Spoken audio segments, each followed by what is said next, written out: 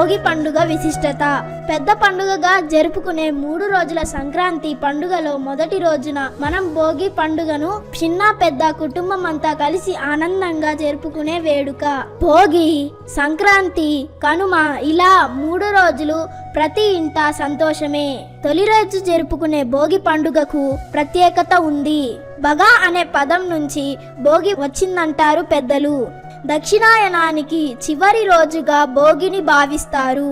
అందుకే దక్షిణాయనంలో పడ్డ కష్టాలు, బాధలను భోగి మంటల రూపంలో అగ్నిదేవుడికి సమర్పించి రాబోయే ఉత్తరాయణ కాలంలో సుఖ సంతోషాలను ప్రసాదించాలనే పరమార్థమే భోగి పండుగ విశిష్టత. భోగి రోజు ప్రధానమైనవి భోగి మంటలు. ఈ సంబరాన్ని చిన్నపిల్లలు ఇష్టంతో జరుపుకుంటారు. సంక్రాంతి పండుగ నెల రోజుల ముందు నుండి అమ్మాయిలు ఇంటి ముందు రంగవల్లికలు దిద్దుతూ ముగ్గులో పెట్టిన గొబ్బెమ్మలను పిడకలుగా చేసి భోగి మంటల్లో వేస్తారు. వీటిని కాల్చడం వల్ల గాలి శుద్ధి అవుతుంది, సూక్ష్మ క్రిములు నశిస్తాయి. మనకు శ్వాసకోశకు సంబంధించిన అనేక రోగాల నుంచి ఉపశమనం లభిస్తుంది.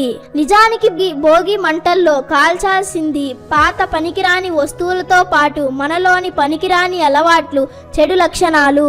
చిన్నపిల్లల్ని చక్కగా అలంకరించి కూర్చోబెట్టి రేగిపళ్ళు, బంతిపూల రెక్కలు, చిల్లర పైసలు నెత్తిన పోసి ఆశీర్వదిస్తారు.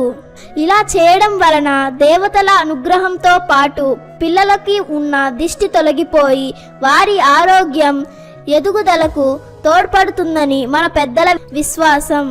ఈ భోగి నాడు పర్యావరణానికి హాని చేసే టైర్లు, ప్లాస్టిక్ మొదలైన హానికరమైన వస్తువులు భోగి మంటల్లో వేయకుండా ఇంట్లోని పాత పనికిరాని వస్తువులనే వేసి మన పర్యావరణాన్ని కాపాడుదాం. మీ పాత చెడు అలవాట్లను భోగి మంటల్లో కాల్చివేసి మంచి అలవాట్లకు ఈ భోగి నాంది పలకాలని కోరుకుంటూ మీకు, మీ కుటుంబ సభ్యులకు భోగి శుభాకాంక్షలు.